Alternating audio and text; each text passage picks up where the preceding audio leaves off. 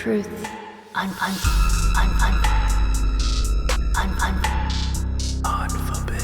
Truth. Podcast. Unforbidden. Truth. Podcast. Welcome to Unforbidden Truth. I'm Andrew. On this week's episode, I'll be speaking with Virginia spree killer Ray Dandridge. Ray and his uncle Ricky Gray are responsible for a 7-day murder spree that left 2 families dead, among other crimes they committed in between the killings. 2 months before the Harvey family was murdered, Ricky's wife, Treva Gray, was found murdered. Her badly beaten body was discovered in a shallow grave next to Brookside Avenue in Washington, Pennsylvania, by somebody passing by.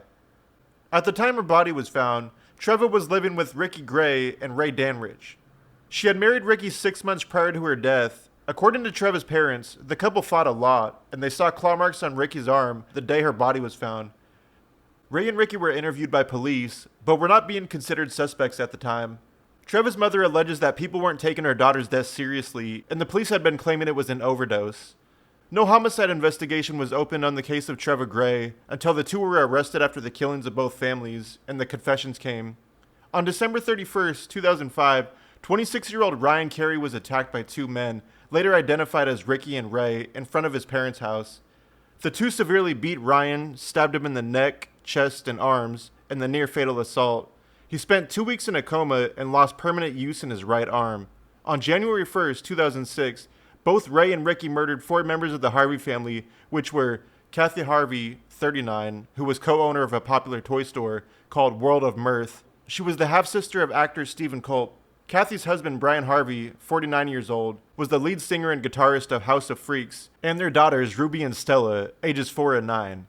Ricky bound Kathy, Brian, and Ruby in their basement with packing tape, while Ray looked for things in the house to steal. As he was doing so, Stella walked through the door, returning home from a friend's house. Ricky briefly unbound Kathy so she was able to get her daughter. The mother of Stella's friend, Kirsten Perkinson, had a short interaction with Kathy. She said she looked pale and ashen. Kirsten didn't notice anything ordinary with Kathy. They had the family in the basement when they started the attack. Ricky cut the throats of each member of the Harvey family and hit them in the head multiple times with a claw hammer to ensure that they were dead. After the brutal attack on the family, Ricky and Ray tipped over an art easel and poured wine on top of it and lit a match and started a fire, hoping that they would be able to destroy evidence. Johnny Hott, the drummer for House of Freaks, noticed the house was on fire and called 911. The official cause of death for Brian and Kathy is blunt force trauma to the head. Stella, of smoke inhalation and blunt force trauma to the head. Ruby died of stab wounds to her back, one of which punctured her lung. In between killings, the uncle-nephew duo made their way to Hollywood Drive in Chesterfield County. They gained entry into a couple's home by pretending to be lost, asking for directions. The husband was able to convince the 2 not to tie them up, due to his wife being disabled. They made off with a computer, a TV, $800 in cash, and a couple more items before they took off, leaving the couple harm-free. On January 6, 2006, Chesterfield police received a 911 call from a concerned citizen who was concerned about her daughter's friend, 21-year-old Ashley Baskerville-Tucker. The caller suspected Ray Dandridge and Ricky Gray were involved in the Harvey family murders. Police found items they logged into evidence that were linked to the Harvey home and stormed the Baskerville-Tucker home, where Ashley lived with her 46-year-old mother, Mary, and her 55-year-old stepfather, Purcell.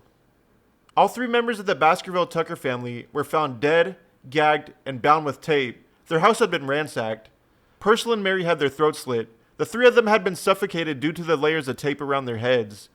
Ashley had a plastic bag around her head, which was secured with duct tape. On January 7, 2006, Ray and Ricky were arrested in Philadelphia at Ronald Wilson's home, the father of Ray Dandridge. About an hour after their arrests, Ray confessed to the killings of both families. 12 hours after his arrest, Ricky asked to speak to a detective. He provided them a 3-page detailed description of the killings. He described using a kitchen knife and claw hammer to kill the Harveys, saying, "I don't believe sorry is strong enough. None of this was necessary." In later confessions, Ricky admitted to beating his wife to death while Ray held her down, being an accomplice during the Baskerville-Tucker murders and the attack on Ryan Carey.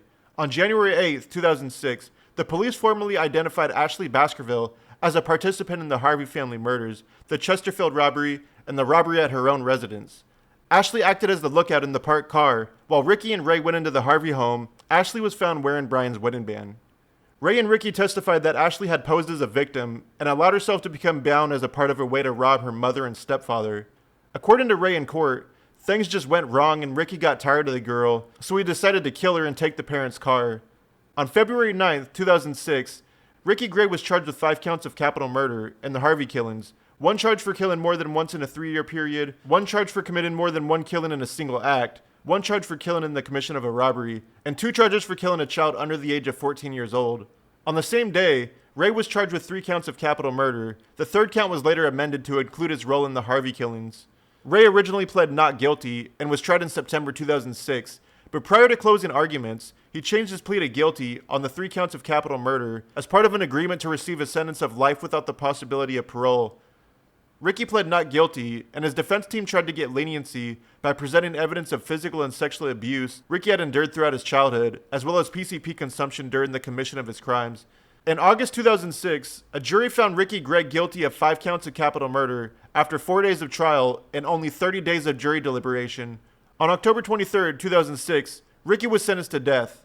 Between May 2011 and November 2015, Ricky's execution was set and then stayed pending his appeals in the Commonwealth and federal courts. On January 17, 2017, at 9:42 p.m., Ricky Gray was executed at Greenville Correctional Center. Ray Dandridge continues to serve out his life sentence at Sussex 2 State Prison.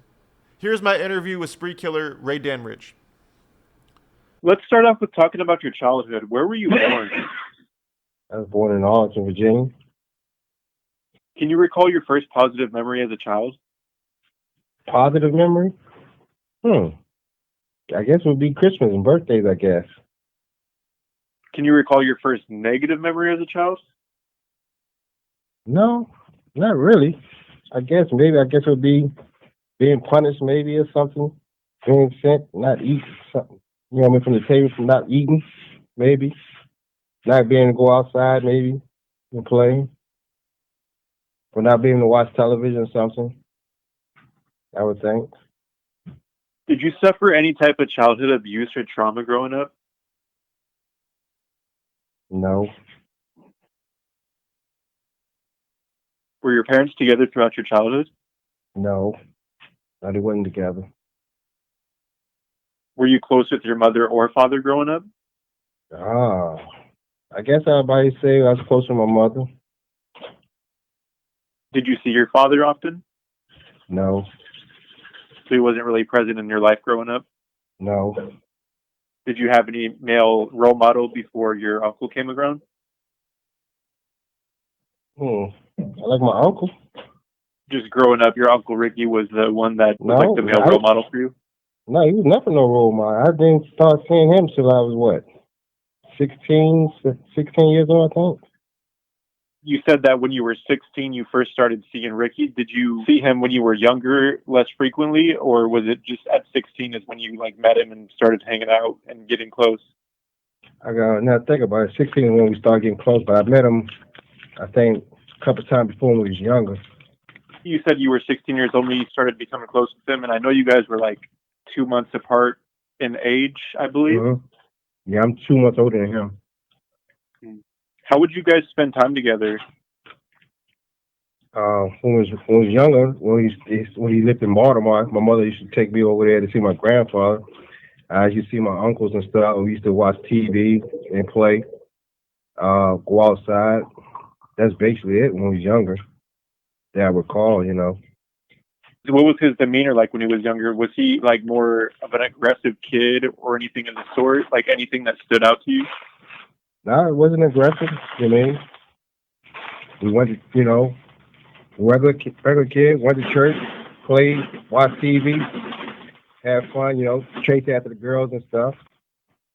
What was your behavior like growing up, going back as early as you can remember? Like I said, quiet. Always watching other people, not trying to have people judge me and stuff. Only trying to be what everybody else was trying to be and do. What was your behavior like in school, more so your middle school and high school years? Play sports, did pretty good in school, I suppose. Yeah, did pretty good so far. Did you complete high school? No, I did not. That's when started messing up. I guess robbing people, skipping school and stuff. You know, Robbing people and skipping school? yeah. When did your criminal activity start as a juvenile? Was it in high school or was it like middle school, elementary school? High school. Was your uncle involved then with you too, or? Yeah. Did you guys go to the same school? Yeah.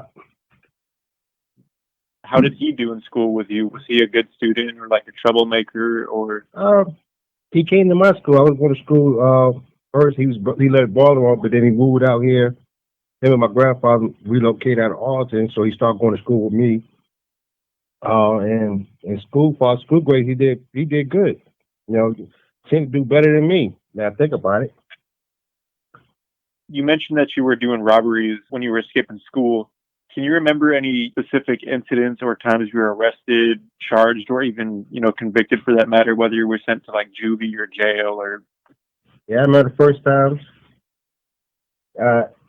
First time I robbed somebody. I remember the first time we went to jail. Was first time I got locked up was for robbing a friend of mine. When my uncle cousin, what I call uncle, came around. We hanging out with him a lot. So my other friend named Ben, started hanging with other people. I got jealous about the fact that he used to have other people come by there. So I told my other cousin before, and we went by to his house one day because I was mad about it, and we broke in his house and robbed him. And we had everybody sit out, look out, and stuff like that. And then somebody heard us making a lot of noise. And it was the first time we did it before, so we trashed the house, trying to make it look like a robbery. Let me get like rob, trash the place up, not knowing a robbery is a robbery. And found the police came and got us and stuff. I got probation. That was the first time I actually got locked up by the police.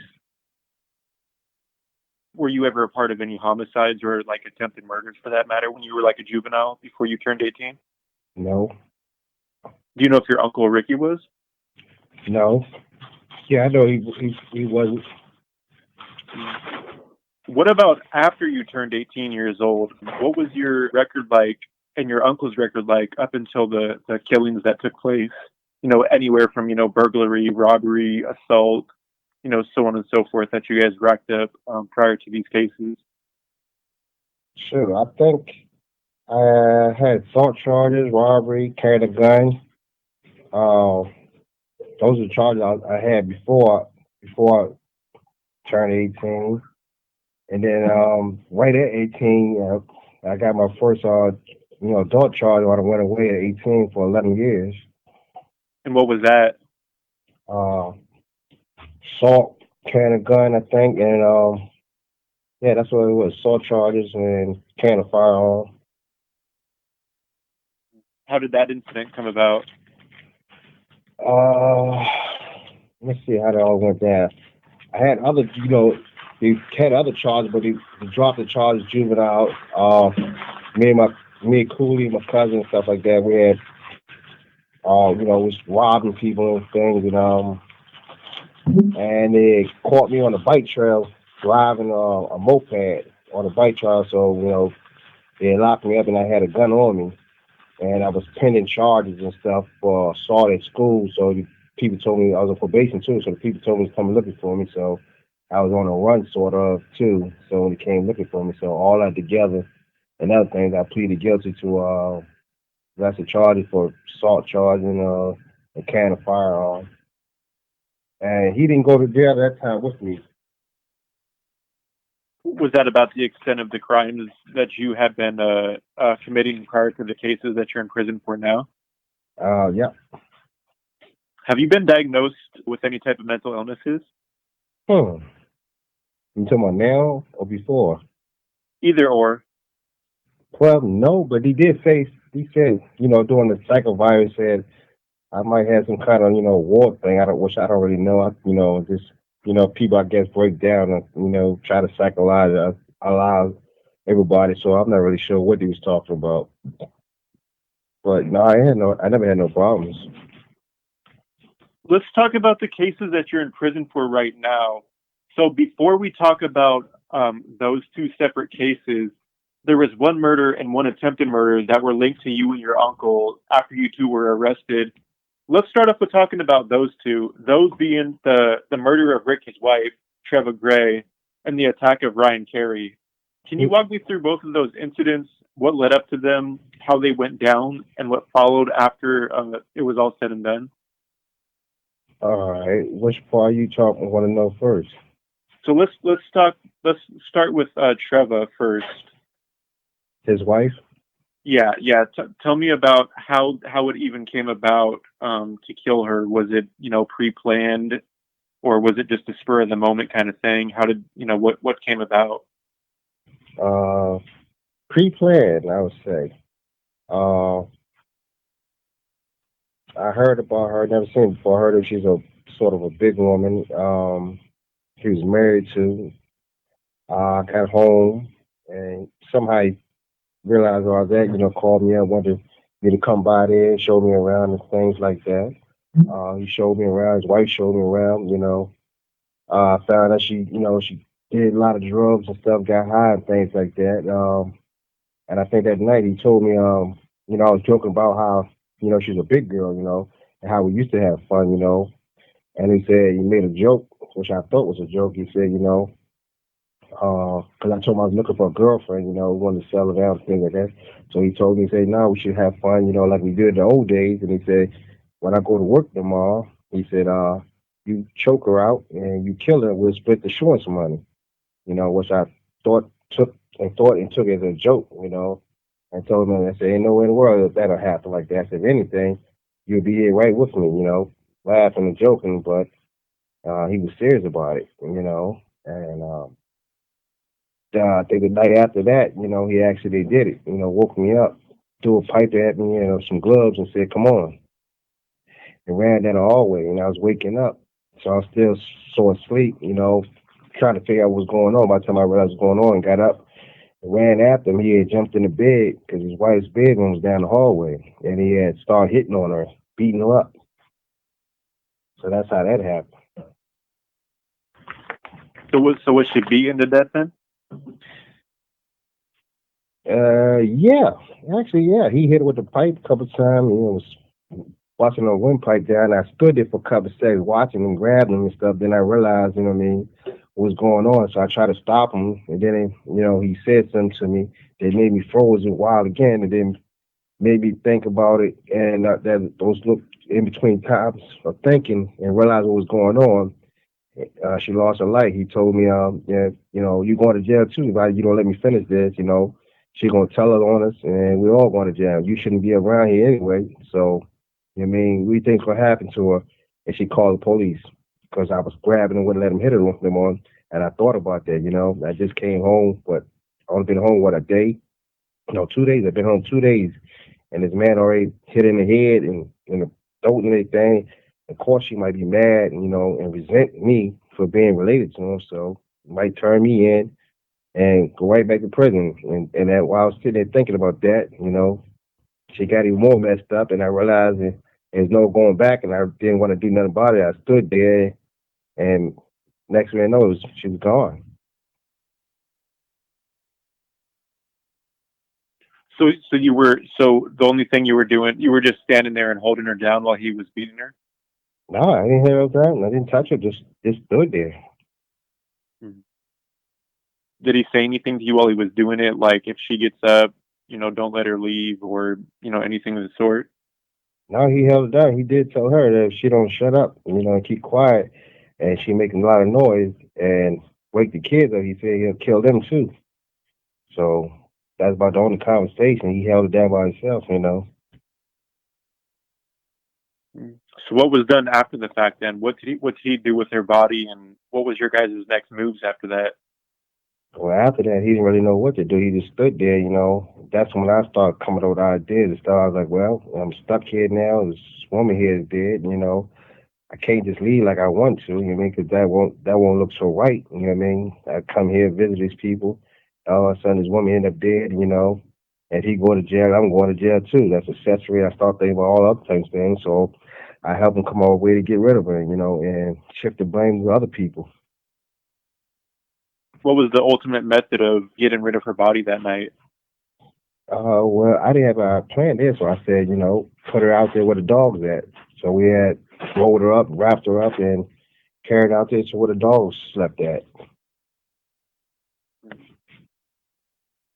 And then after a while, obviously her body would start to decompose and start to smell. Did you guys just bury her out there, or did you just leave her out there to rot? No, only left out there for, I say, maybe a day, not even a day, really. And I came with an idea, you know what I mean?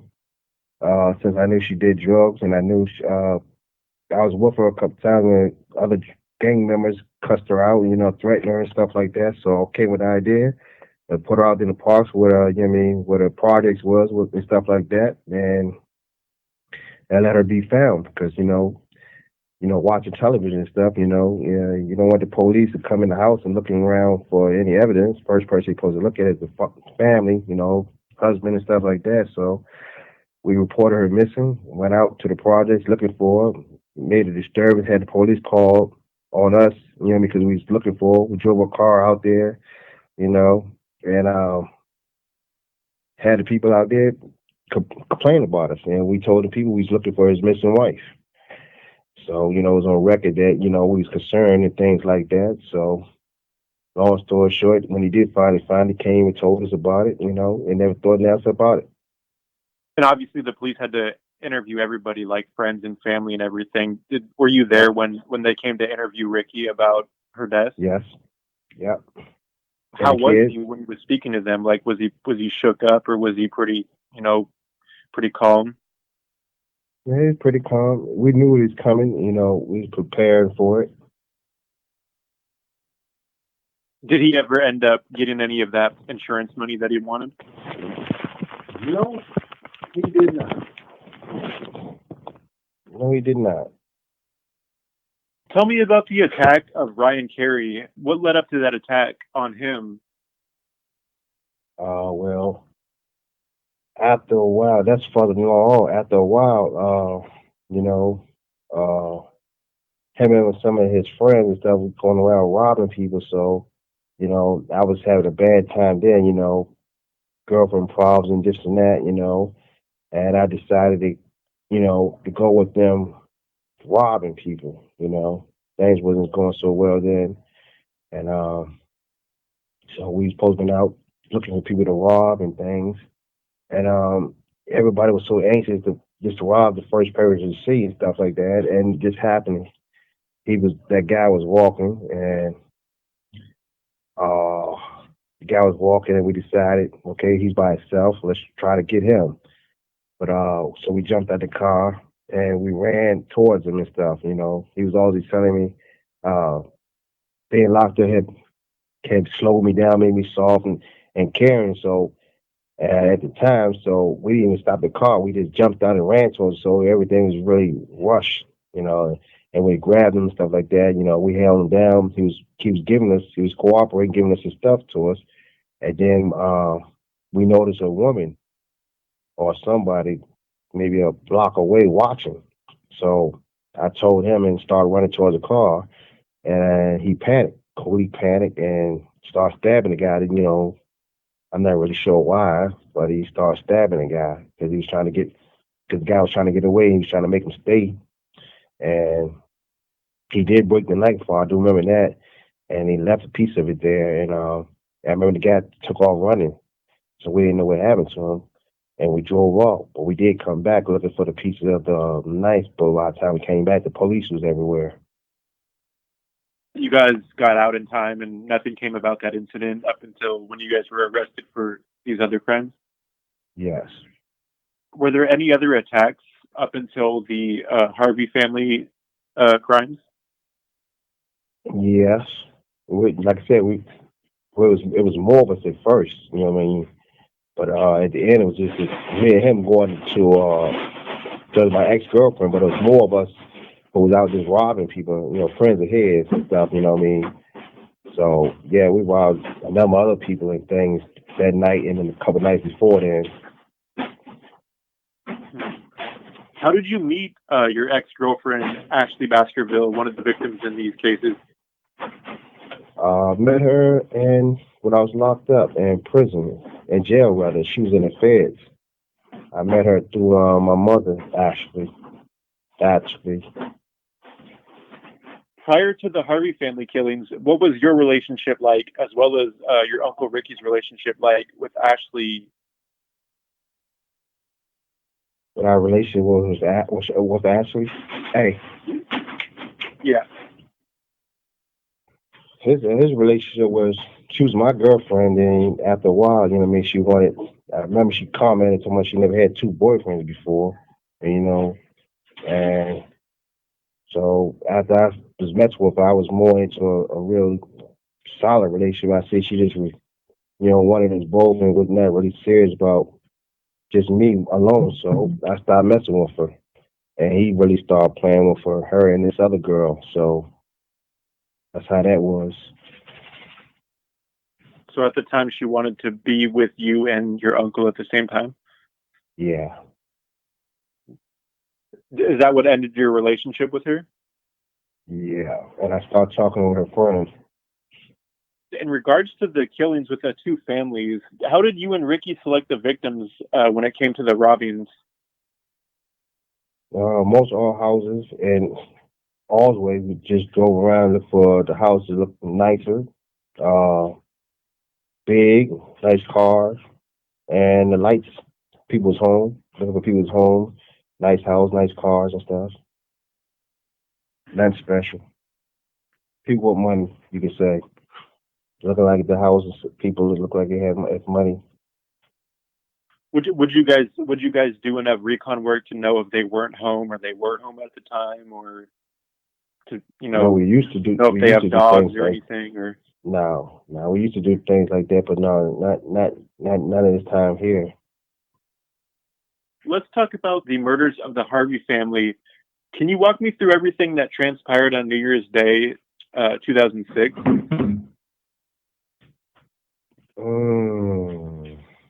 I'm not really sure, but we were staying with, it was just really staying in the car, and I was staying with my other girlfriend, so I stayed there a couple while. We stayed in a hotel.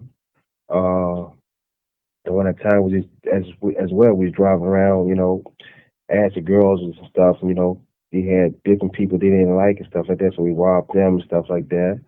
Uh, Ashley was in the car driving and stuff like that, and we just drove around. We found a house. You know what I mean? Where we stayed at, it was me, him, and Ashley, and we seen our open house and the door was open and stuff. So we went in.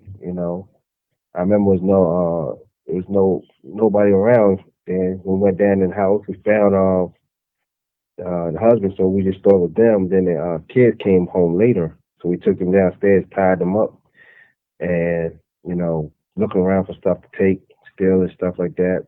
Tied their hands. I was gonna leave them there, and then Mom said, "Yeah, well, they seen our faces, so we can't just let them go by. They're smart enough, had computers and things, you can report us and send us back to prison and stuff like that." So he said, "We got to hit them. We have to get rid of them and stuff." So we hit them with the hammers and things. Was it both of you that killed the Harvey family? Well, he said I hit him. I hit the mother. I hit the father and stuff with the hammer, and he went hit the mother and the kid. But they said that's not what killed him. He said suffocation killed him.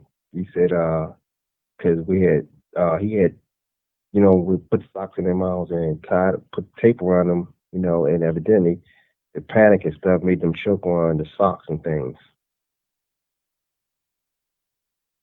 So that's what actually killed him, they say. So it wasn't the hammer blow. Didn't they have their throats slit though as well? Yeah, I think the father. I did slit the father's throat first. Yeah. Did the children's throats get split as well? No, not that I remember. So, what was going through your mind the entire time that the killings were taking place of this couple and these two children? Uh, how did we get here? You know, all through the junk, everybody, and like I said, it was more of us. It was also talking about I'm always trying to hold them back and be quiet and skimmish.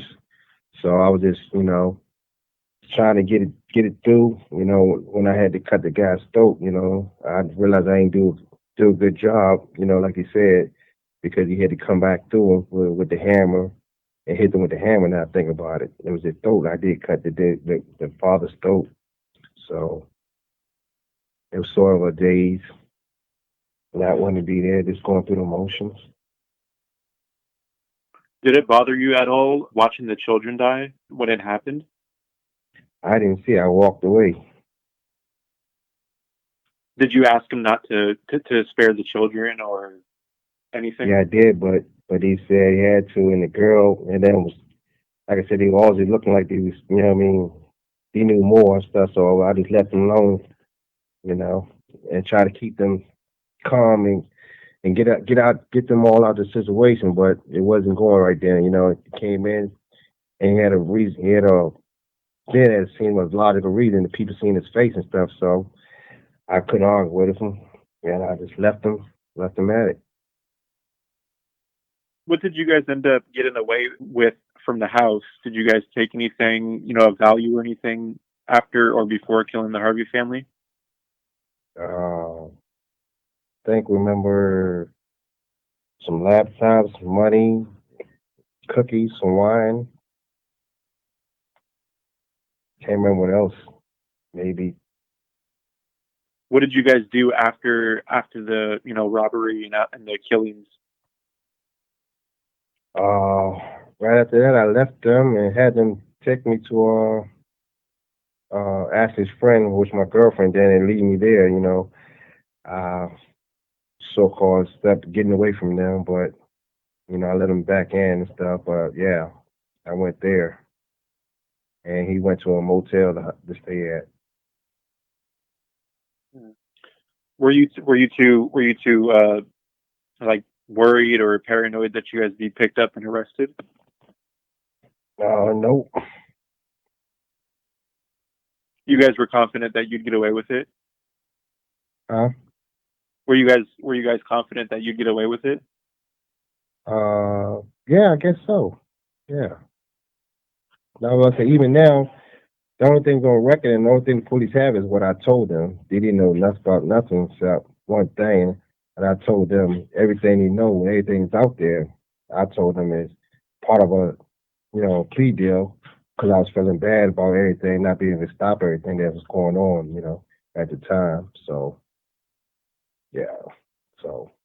Were there any other crimes that you or Ricky committed after the murders of the Harvey family prior to January 3rd? It was a few. It was a few other crimes, robberies and stuff. But he told me about other murders and stuff. I can't remember everything. I do remember uh, uh, one guy's house. He went by to get weed from it. Matter of fact, a guy's supposed to be locked up now. About guy named somebody told me about. I met in here. Named Jamal Staten, I think. And I mean, he shot his father and his daughter. You know what I mean? Over drugs and stuff. So that's one thing. I only remember that because the guy's locked up. But he told me about other things I can't remember. I was with him on other robberies and things. I remember other times we got in a shootout with other people, but I don't remember what happened afterwards. But most of the things went in, out. The other thing, like a bad dream. Really never thought about it too much. On January 3rd, a man and his disabled wife were robbed.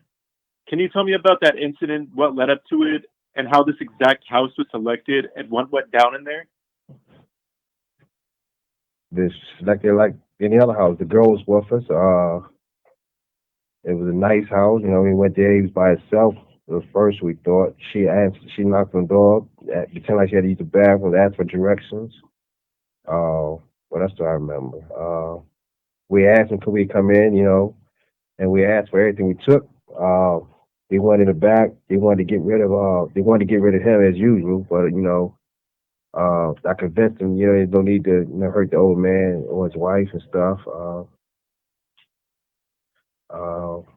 took some food and stuff, TVs and things. Uh, that's about it. Oh, she had to use the bathroom there, but that's about it. So did you guys just tie them up and just rob them? And once you guys left, that was it. Nobody was hurt or anything. Yeah, we actually didn't tie him up. Is it because he was old and she was disabled? Yeah, Do you think Ricky would have felt bad killing them? he probably would have, because I can understand, the man seen his face and things like that, but he's an old guy, like a couple other incidents, it's not necessary. What did you guys do after the robbery? Oh, I can't even really remember. Were there any other crimes committed prior to January 6th before the Baskerville-Tucker family killings? Yeah, I told you we was always robbing people and stuff, so So yeah, was that like a daily thing then? yeah. Like I said, started from when we were in Pittsburgh, all the way down. Like I said, it was more of us then too, so yeah. Did you guys ever come across somebody that you were robbing that had no money or anything to take? Uh, somebody did. People always had something. If you were to come across somebody that you were robbing, they had, say, no debit cards, no cash, no jewelry. I mean, what's your next step there? Do you kill them or do you just let them go? Let them go. Killing wasn't nothing. Something that somebody always just thought about doing. Like I understand, what I mean. First, he started getting into that way. A lot of other people's with us, because once they kill somebody the first time, you see how easy it was, and they also talked about maybe doing it again. Just, I guess the thrill of it, maybe. I'm not really sure, but yeah, there's no reason to hurt somebody that didn't have no money on them, other than check to make sure they didn't have nothing on them. Can you walk me through everything that transpired on January 6, 2006, the killings of the Baskerville-Tucker family, including Ashley, your ex-girlfriend and partner in crime, up until the murder of her family? She loved her. She didn't want to kill her parents. She loved her mother, but she didn't like her stepfather. Her stepfather used to rape her, and she told us about that way ahead of time before she knew anything of that, and she was asking us, to kill him. And I thought that was pretty wild, weird and wild. That's another reason probably why maybe set him off. Really try to do things. She was asking him to get rid of it. I thought that was a little crazy. That's another reason why I started really talking to her. But during the time we robbing things and other people here and there, and other things happen with other people, she started saying, he looked at her crazy a lot of times, and she mentioned a couple of times he looked like he's going to kill her. Uh, but then when it came down to it, he said it should just be me and him. So that's another time we got rid of our other friends who was with us. So that's why I was on the tour when we was in Richmond. But then after that, he said we don't even need the girls with us, because she was helping us rob, pick houses out and things. And she like, well, she keep asking for more money and stuff like that. So we need to get rid of her too, because she joked around, said, if she don't get more money, she'll call the police. But I know she was joking. And he looked at me and like, we was in a hotel that time, and he looked at me like, we gotta get rid of her. And I was like, well, it's time to go. You're not gonna listen to me. So he's supposed to be taking me home. But I stayed with Ashley's friend, her girlfriend. Toya at her house. So nothing happened, nothing was going to happen. But I told her he was thinking about getting rid of her girlfriend, and she didn't care, you know. And then me and her got an argument, so I left. When I got an argument, me and her got an argument, so I left, and she been the one to call the police and stuff.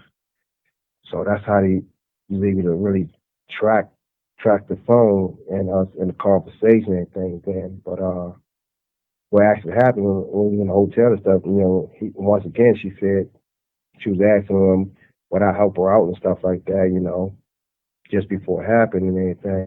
And I told her, she ain't had anything to worry about, but she's not with me and not my responsibility. I said, I'm gonna leave y'all together. And I was leaving, that night. And this happened. We went back to her house. Well, they were supposed to go into the house before they dropped me off and get rid of her stepfather. And at the last minute, you know, I stayed in the car for a while. That last minute, no, he decided he was going to get rid of all of them. And that's what happened. Did you guys come up with his plan while she was in the car, like while she was, doing something else? Like, where was she when you two decided that she was going to die? When she was in the house with us, she was there to watch him kill her stepfather. So at the last minute, small things like when he took her to her bedroom, they decided to jump on her and tie her hands up, and told me to sit there and watch her while he went in there. Oh, while he went in and didn't call me to help him with the stepfather because he's a big guy and stuff like that. How we threw him on the ground, finally got him on the ground, and he had me cut his throat. So I cut his throat, while we held him down. Then he went in and got rid of the mother. Before that, she asked to see her mother, though. So he did take her in so he could see her mother. So that was pretty scary, Last word, I guess, last thing she asked for. So he took her in there, and after that, he took her back in the room, and killed both of them.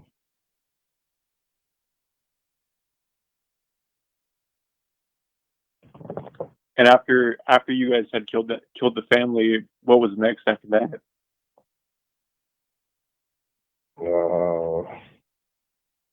Right after that, that was a whole bunch of stuff there. I had him take me home to Philly. He was supposed to be going back to California. He wanted me to come with him, but things was really out of hand. And he wasn't listening to me anymore. Sometimes he was, sometimes he wasn't. So I couldn't really help him anymore. So I just told him to take me home. And what did you do? What did you do when you got home? What was the first thing you did? See my father, family, sisters and stuff, Plan to go to work the next day, and he's supposed to be leaving, but he was staying around for an extra day. But during that time, I happened to call back to the girl Toya, and she had called the police on him. So he was tracing the phone. She asked about what happened to the girl Ashley, and I told her what happened. I told her I couldn't stop him. He got rid of her girlfriend. He killed her. So when you said you were going to go to work the next day, did you have a 9 to 5, or are you talking work as in going to rob people? Construction work, do construction work, and on call and stuff like that. And this was so you were doing all this all while in between the hiatus of when the murders were committed. Yep. So let me ask you this question, because a lot of people are very curious about this, on how people who can commit violent crimes could lead a double life, in society, be productive citizens, so on and so forth. So how was it for you maintaining, a regular 9 to 5 life, so on and so forth, and at night robbing and, killing with your uncle? How is it? How are you able to, keep that all, together and, separate, that from the dark stuff at work, then, to at nighttime? How are you able to keep focused and keep it all together and not let yourself get unraveled? Sure. He was going to church too every Sunday too. That didn't bother nobody. Keep things separate, I guess. You work, get your job, you do what you're supposed to do. It's like, I guess, no big deal. I guess I like a hired soldier, keep complimenting. He goes out, he kills somebody, shoot, fight his war, come back, and you know what? That's over there. That's done with and over with. Like when I went there, I said, forget about it, put it behind you. Never happened. And keep moving on. Did any of it bother you? Oh yeah, that's why I had told the people what they did, trying to help them out at the beginning.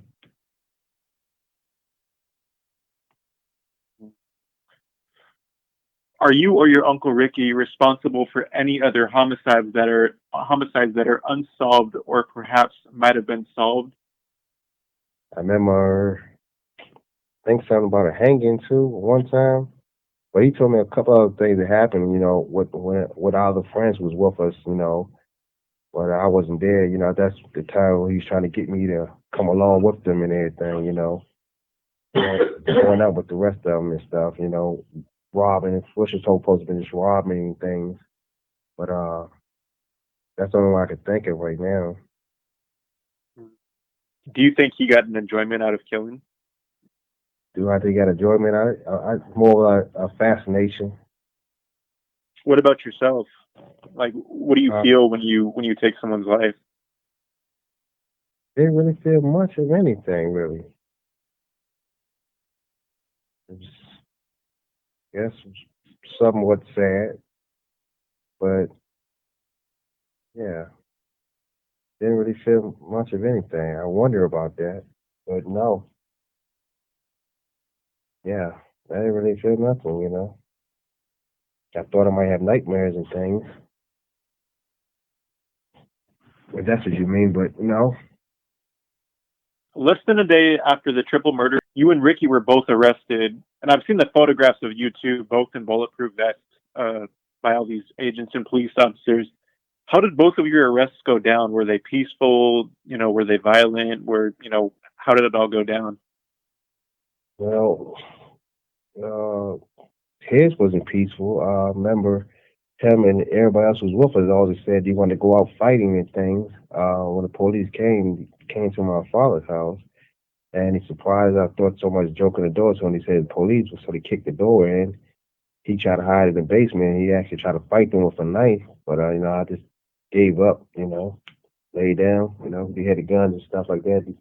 They told our people they was going to shoot us and stuff, so I could actually see them in their eyes and stuff. They wanted to, probably, so I gave up. So after you got to jail, being that you were charged with these crimes, were you housed in protective custody at the time, or were you housed in Gen Pop? I guess it was protected because they just kept it separate, but I wasn't in general population. No. Were you and Ricky in the same jail as to where you guys could communicate with one another? Only one time when we was in Philly. Were you offered any type of plea deals while you were on trial? In the beginning, locked this up. Like they only knew about possibly one thing of the Ashley girl, but everything was on the jump. So they made a deal with me if I tell them about different things. So I told them about some more because he had us both in a cell, and he wanted to play the big uncle, and he said, just tell him everything. He'd help me get off and everything, about. So I went in there and made a deal with them. Then he threw the deal away, and then he split it up the murders between the both of us. So I was gonna tell him about some more when I knew about a lot of more things then, but they wasn't trying to let me go or make no real deal with me. So I didn't tell him nothing else. So everything he had was just a deal me and him both made to get me off. And when we seen he wasn't gonna let me go, we stopped talking to him. So everything he had and know is just what we told him. They were seeking the death penalty on you at the time, right? As well as Ricky? Yep. And you ended up pleading guilty, correct? Yeah, I pleaded guilty. Were you afraid of getting the death penalty? Is that why you didn't, just go to trial? Yeah, I was. Yeah, I should have pleaded guilty, but yeah, that's exactly why because they had us on TVs on a lot, and I figured he was gonna find me guilty anyway because I'm related to him and stuff like that. So yeah, I was at the time after that I was scared, and that's why I made the deal and pleaded guilty. After you were convicted and sentenced to life without the possibility of parole times 3, what was your reaction? Disappointed, lost, all of the above. How did you feel after Ricky was sentenced to death for the crimes that you two committed together?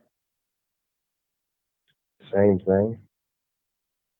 You know, wonder what happened, where everything went wrong.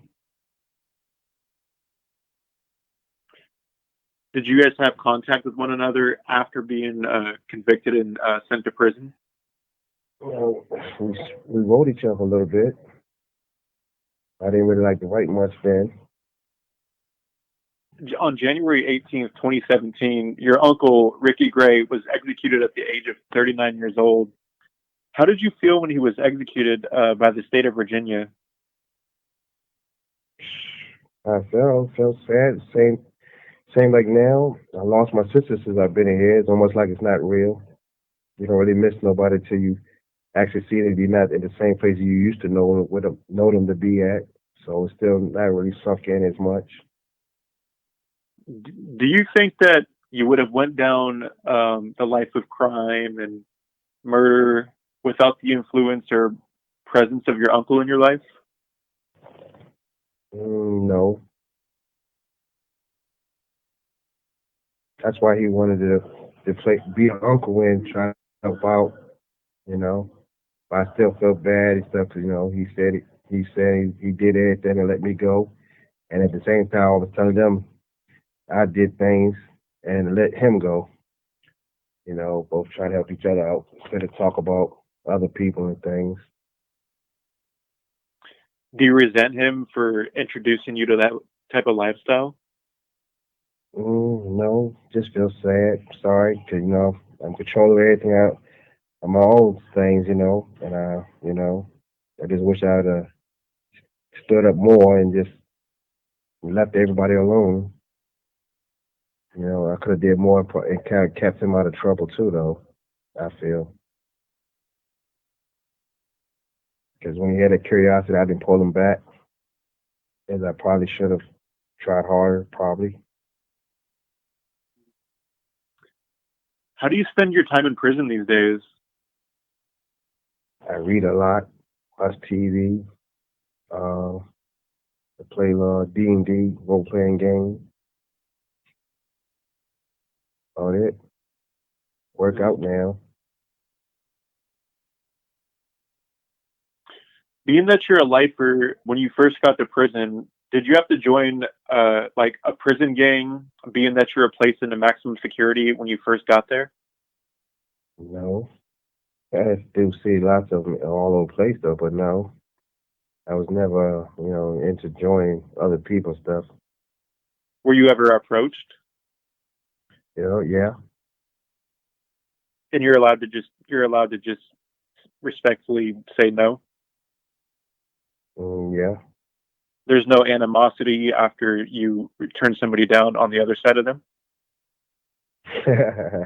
No, Okay. Because we'll I've see. seen in some movies, when you turn down a gang, they tell the other races, get him, and like the whites turn down the gang, you're on your own, and I Oh, wasn't sure if it was yeah, it I was see like stuff that. like that. Yeah, yeah, I see a lot of that too. You know, most of all TV stuff. I see some areas really in the country. Some areas people think it's like that a little bit, but no, not here in Virginia. Do you ever get any type of hassles from COs or other inmates due to your high profile status? I used to. Police should tell other people, you know what I mean, that I don't like white people or I don't like kids and things. Mm. That's back when I was in the mountains mainly, but not lately. Mm. Do you think that there's any type of misconceptions about yourself or your uncle that's been portrayed in the media? Hmm. Maybe that he was crazy. Maybe about my part that Maybe didn't really care. I'm not really sure. I didn't know. I've seen some people made their own little stories out, but a lot of different falseness about books, and like my girlfriend's family made her something up, try to make themselves look nice, and when she was out robbing as well, which I didn't mention and things like that. Other people was doing things I didn't mention, and shine a spotlight on what they was up to and doing. But no, nah. Other than that, I don't resent nothing. I messed up, and dealing with it now, living with it. When and where do you think things went wrong in your life to lead you down to the path of violent crime?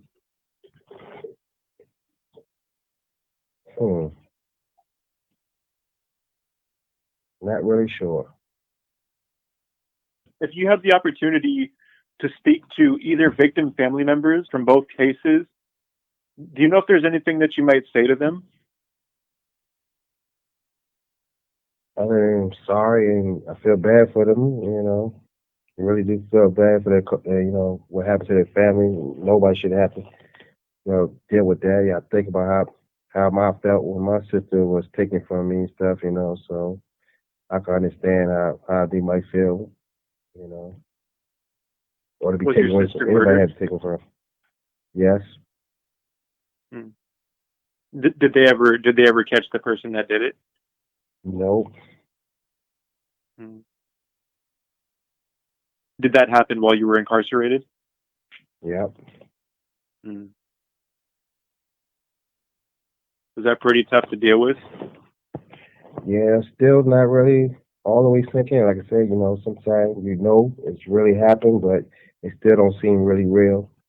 I guess that's how you deal with a lot of things when people's out there, doing what they do. When they do commit things, it's almost like a game, or, not really real at the time. So you can kind of see it on both sides of the spectrum of being the victim of a, homicide in your family, but then also being an offender that's committed homicide that's, affected other families, which is, kind of interesting parallels, to compare. Yeah, especially being helpless and not being able to do nothing about it. Before we conclude this interview, is there anything that you'd like to talk about that we haven't covered yet? Can't think of nothing offhand. That was my interview with spree killer Ray Dandridge. If you haven't had a chance to go check out my Patreon, head on over to patreon.com/unforbiddentruth. You can get access to additional interviews, access to a virtual true crime artifact gallery, and much more. Thank you for listening. Unforbidden. Truth. Unforbidden.